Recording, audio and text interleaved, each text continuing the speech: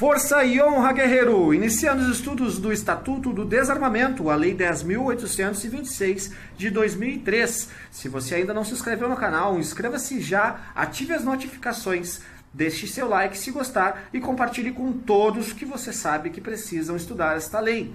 Você verá alguns critérios básicos essenciais para o fiel entendimento desta lei. Confie, pois aqui você terá direito direto ao ponto, sem rodeios, com uma linguagem acessível de concurseiro para concurseiro. Um dos aspectos gerais é que esta lei ela é penal e administrativa, ela tem características penais e administrativas. Você perceberá que a primeira parte da lei, sendo esta primeira parte do artigo 1º a 11, é a parte administrativa. E a segunda parte é a parte penal, que vai dos artigos 12 a 18. As partes finais referem-se a disposições finais e transitórias do início da instituição desta lei.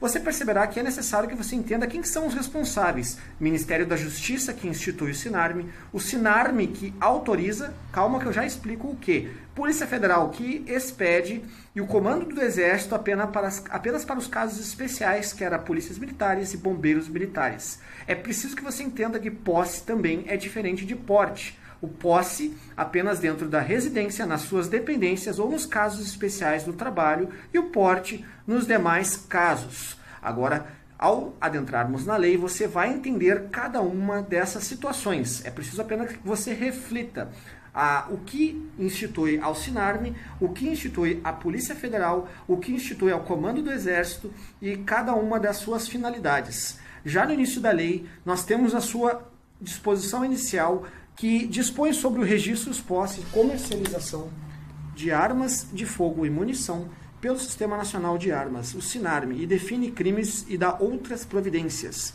Então, o Sistema Nacional de Armas, SINARME, é o que significa a sigla, no caso, instituído no Ministério da Justiça, no âmbito da Polícia Federal, tem circunscrição em todo o território nacional. E o que compete ao SINARME fazer? Identificar as características e propriedade de armas de fogo mediante o seu cadastro. Então, o SINARME, ele faz o cadastro, ele cadastra as armas de fogo produzidas, importadas e vendidas no país, além de conceder autorizações de porte de arma de fogo e as renovações expedidas pela Polícia Federal. Cadastra as transferências de propriedade, extravio, furto, roubo e outras ocorrências suscetíveis de alterar os dados cadastrais, inclusive as decorrências de fechamento de empresas de segurança privada de transporte de valores. Identifica as modificações que alteram as características, integra no cadastro os acervos policiais já existentes, cadastra as apreensões de armas de fogo, inclusive as vinculadas a procedimentos policiais e judiciais, e também cadastra os armeiros em atividades no país, além de cadastrar mediante registro os produtores, atacadistas, varejistas, exportadores e importadores autorizados de arma de fogo, acessórios e munições. Tudo isso incumbe ao SINARME, certo? Além de cadastrar a identificação do cano da arma, as características das impressões, o raiamento e informar a Secretaria de Segurança Pública dos Estados e do Distrito Federal os registros e autorizações de porte de arma de fogo nos respectivos territórios, bem como manter o cadastro atualizado para consulta. As disposições desse artigo não alcançam as armas de fogo das Forças Armadas e Auxiliares, aquele caso que nós vimos no quarto fator que nós havíamos estudado. E as disposições também, bem como as demais que constem dos seus registros próprios, ou seja, as polícias militares, aos bombeiros militares, é outra forma de instituição. Neste caso, então, incumbe ao Comando do Exército. O registro é obrigatório, o registro da arma de fogo no órgão competente. As armas de fogo de uso restrito serão registradas no Comando do Exército na forma do regulamento desta lei. Para adquirir arma de fogo de uso permitido, o interessado deverá, além de declarar a efetiva necessidade, atender aos seguintes requisitos. E isso aqui é que é uma grande polêmica do momento, a declaração da efetiva necessidade. A comprovação da idoneidade, com apresentação de certidões negativas, apresentação de documentos comprobatórios de ocupação lícita e residência certa, comprovação de capacidade técnica e de aptidão psicológica, e também ao SINARME expedirá autorização de compra de arma de fogo após atendidos os requisitos anteriormente estabelecidos. A aquisição de munição também somente poderá ser feita no calibre correspondente à arma registrada e na quantidade estabelecida no regulamento desta lei. A empresa que comercializar arma de fogo em território nacional é obrigada a comunicar a venda à autoridade competente, como também manter o banco de dados com todas as características da arma e cópia dos documentos previstos neste artigo. A empresa que comercializa as armas de fogo, acessórios e munições responde legalmente por todas essas mercadorias. A comercialização de armas de fogo e acessórios e munições entre pessoas físicas somente será efetivada mediante autorização do SINARME. E, além disso, a expedição de autorização a que se refere todo o parágrafo 1º será concedida ou recusada com a devida fundamentação no prazo de 30 dias a contar da data do requerimento do interessado. Aqui destaquei que o certificado de registro de arma de fogo, com validade em todo o território nacional, autoriza o seu proprietário a manter a arma de fogo exclusivamente no interior de sua residência ou domicílio, ou dependências desses, lembram daqueles critérios iniciais? Ou ainda no seu local de trabalho, desde que seja ele o titular ou responsável legal pelo estabelecimento ou empresa. Perceba este título final. Ele tem que ser responsável legal pelo estabelecimento ou empresa. O certificado de registro de arma de fogo será expedido pela Polícia Federal e será precedido de autorização do SINARME. E os requisitos que tratam os incisos anteriores deverão ser comprovados periodicamente em período não inferior a 3 anos, para que haja renovação do cadastro. Além disso, temos que o proprietário de arma de fogo poderá obter do Departamento de Polícia Federal uma emissão de certificado com validade inicial de 90 dias. Esse aqui, no caso, é um registro provisório e ele poderá ser cedido pela internet assim que ele tiver, no caso, executado todos os critérios anteriores estabelecidos nesta mesma lei. Na sequência, nós podemos perceber que o porte, ele de fato é proibido, o porte de arma em todo o território nacional, certo? Salvo para os casos previstos em legislação própria e também para os integrantes das Forças Armadas, os integrantes da Força Nacional de Segurança Pública, os integrantes das guardas municipais das capitais dos estados, dos municípios com mais de 500 mil habitantes nas condições estabelecidas, os integrantes das guardas municipais dos municípios com mais de 50 e menos de 500 mil habitantes durante o horário de serviço, e também os agentes operacionais de Agência Brasileira de Inteligência e os agentes de Departamento de Segurança do Gabinete de Segurança Institucional da Presidência da República. Lembrando que, para as guardas municipais, já existe uma jurisprudência atualizada de que está cedendo a quase toda a guarda, independente do número de habitantes do município, o porte, certo? Os integrantes dos órgãos policiais também referidos nos artigos anteriores, os integrantes dos quadros de efetivos de agentes de guardas prisionais e os integrantes das escoltas de preso e das guardas portuárias, além das empresas de segurança privada de transporte de valores também constituídas, óbvio que durante o horário de trabalho. Para os integrantes das entidades do desporto legalmente constituída, cuja atividade esportiva demande o uso da arma de fogo, e também integrantes de carreira de auditoria da Receita Federal do Brasil e de auditoria fiscal do trabalho, cargos de auditor fiscal e analista tributário, além dos tribunais do Poder Judiciário descrito para os servidores que efetivamente estejam no exercício de funções de segurança. Você percebe, então, que há uma série de critérios.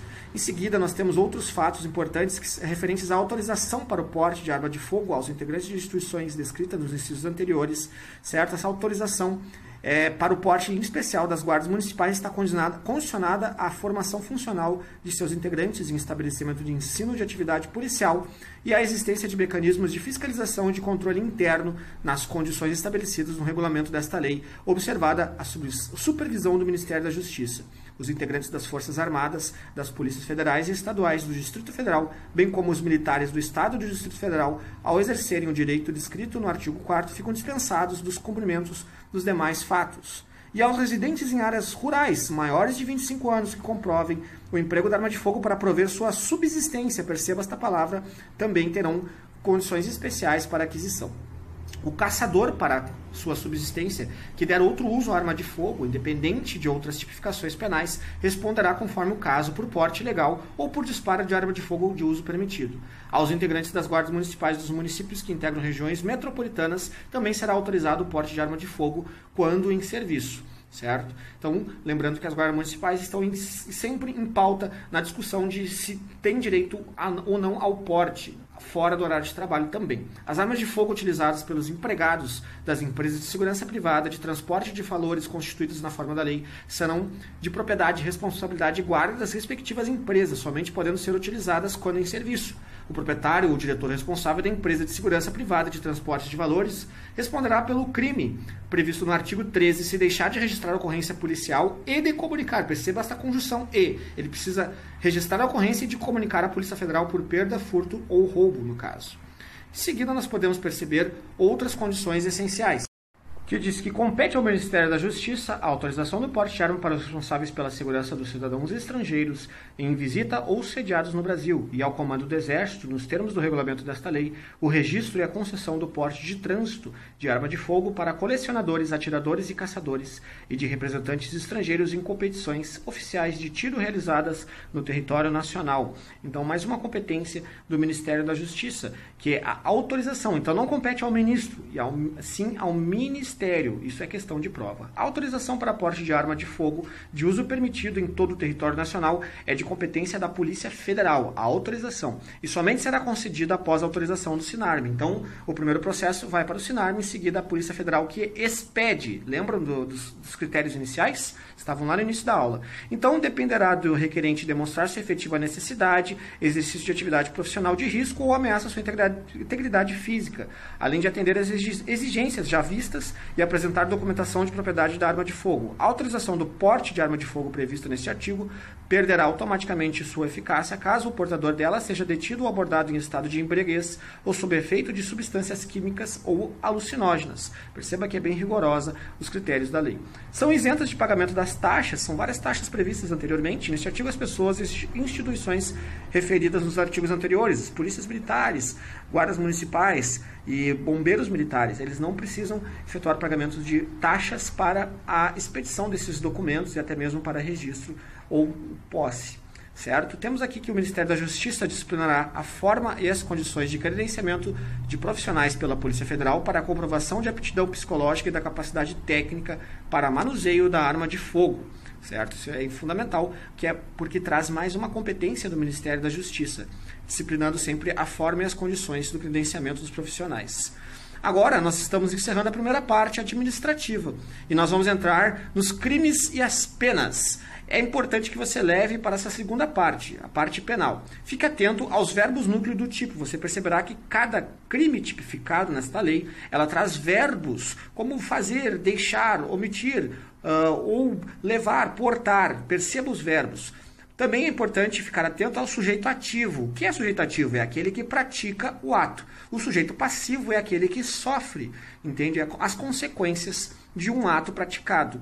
A conduta, como ele fez. O objeto material, o que ele utilizou para praticar a conduta. A consumação, como ela se dá. Se pode ser formal ou exige, no caso, algum resultado material. E arma própria e imprópria. A arma própria é aquela fabricada com a finalidade de ser arma, e a arma imprópria é aquela que não teria o fim de ser uma arma, mas foi utilizada com esta finalidade, como um caco de vidro, até mesmo uma faca de cozinha. Você vai perceber, então, todos esses critérios nesta lei. Então, o capítulo 4 traz dos crimes e das penas. E o primeiro dele é o artigo 12, que é a posse irregular. Perceba a palavra posse. Irregular de arma de fogo de uso permitido. Então, a arma de fogo de uso permitido. Então, o artigo 12 é possuir ou manter sob sua guarda arma de fogo, acessório ou munição de uso permitido. Então, o verbo é possuir ou manter o objeto material, a arma de fogo, acessório ou munição. Perceba que não é somente a arma, mas o acessório é a munição de uso permitido em desacordo com determinação legal, certo? Desde que, no caso, ele seja o responsável ou titular legal de um estabelecimento, no caso de estar no estabelecimento comercial. A detenção prevista é de 1 a 3 anos e multa. Perceba que também a pena é de detenção. O parágrafo único traz que nas penas incorrem o proprietário ou diretor responsável da empresa de segurança e transporte de valores que deixarem de registrar a ocorrência policial e de comunicar à Polícia Federal perda, furto, roubo ou outras formas de extravio da arma de fogo, acessório ou munição que estejam sob sua guarda, no prazo das primeiras 24 horas. Em seguida temos o porte, perceba, ilegal de arma de fogo de uso permitido. Portar, deter, adquirir, fornecer, receber, ter em depósito, transportar, ceder ainda que gratuitamente, emprestar, ceder, remeter, empregar, manter sob sua guarda, ocultar arma de fogo, acessório ou munição de uso permitido.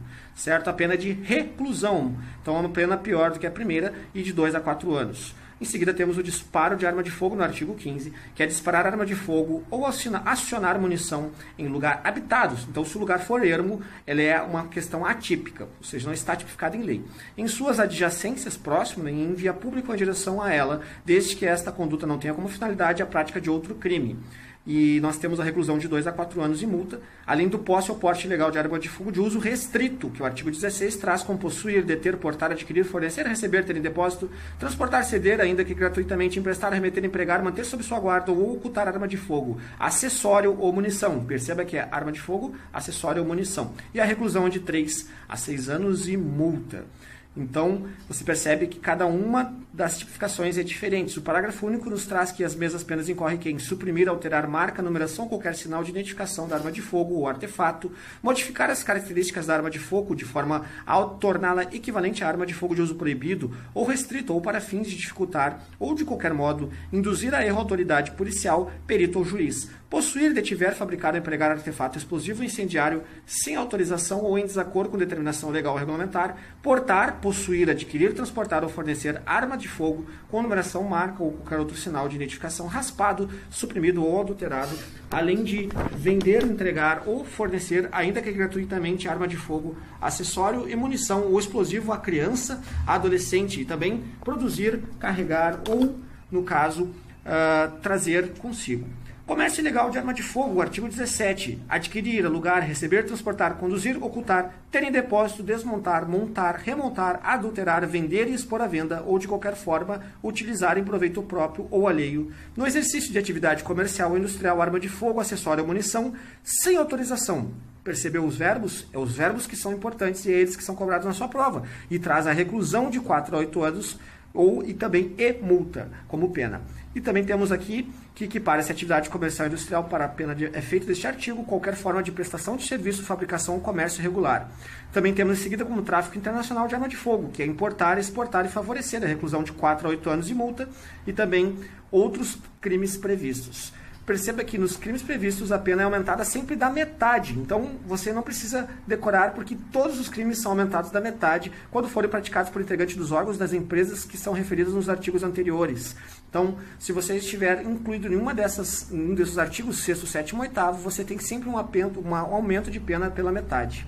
As instituições de ensino policial e as guardas municipais referidas nos incisos 3 e 4 do caput do artigo 6º poderão adquirir insumos e máquinas de recarga de munição para fim exclusivo de suprimento de atividades mediante autorização concedida nos termos desta lei. E também compete ao Comando do Exército autorizar e fiscalizar a produção, exportação e importação, desembaraço alfandegário e o comércio de armas de fogo e demais produtos controlados, inclusive o registro e o porte para trânsito de armas de fogo de colecionadores, atiradores também e caçadores. Então você percebe como são diversos critérios que também você precisa perceber que, em caso que são vedadas a fabricação, a venda e a comercialização e a importação de brinquedos, réplicas e simulacros de arma de fogo, que com esta se possam confundir. Desde que saiu a lei em 2013, não se vê mais aquelas réplicas quase perfeitas que nós vimos na infância, muitas vezes. É vedado a menor de 25 anos adquirir arma de fogo, ressalvados casos específicos em lei, como, por exemplo, o policial militar aprovado em concurso público que ingressa em sua carreira aos 18 anos. Os possuidores e proprietários de arma de fogo adquirida regularmente poderão a qualquer tempo entregá-la à Polícia Federal mediante recibo e indenização nos termos e regulamentos desta lei, certo? Nós temos aqui também que as armas de fogo apreendidas após elaboração, elas têm 48 horas para serem destruídas pelo Comando do Exército e também ela pode ser doada ou distribuída. Isso fica a critério do Comando do Exército no caso de averiguação da utilidade desta arma ou não, certo? Então, essas já são as disposições finais. Nós temos diversas outras decisões, jurisprudências, e você percebeu que existem várias ADINs, vários atos de disposições inconstitucionais que foram julgadas, que estão aqui linkados na lei, disponível no site da Câmara Municipal, aliás, no site do Senado Federal. Nós temos aqui em seguida o final da lei e trazemos aqui algumas jurisprudências, como o artigo 14, que o porte ilegal de arma de fogo de uso permitido é crime inafiançável, que foi declarado inconstitucional pela ADI 3112 por violação do princípio da razoabilidade. O parágrafo 15, disparo de arma de fogo como crime inafiançável, foi declarado inconstitucional pela ADI 3112 também por violação do princípio da razoabilidade. E o artigo 21, que menciona os artigos 16, 17 e 18 da lei 10.826, que é o Estatuto. os crimes dos artigos 16, 17 e 18, que são considerados insuscetíveis de liberdade provisória, também declarados inconstitucionais pelo STF, através da mesma ADI, por violação do princípio da presunção de inocência ou estado de inocência. Assim chegamos ao fim da primeira análise superficial desta lei. Em seguida traremos outros critérios, jurisprudências e questões de prova. Espero que você tenha gostado. Deixe seu like se gostou e força, guerreiro!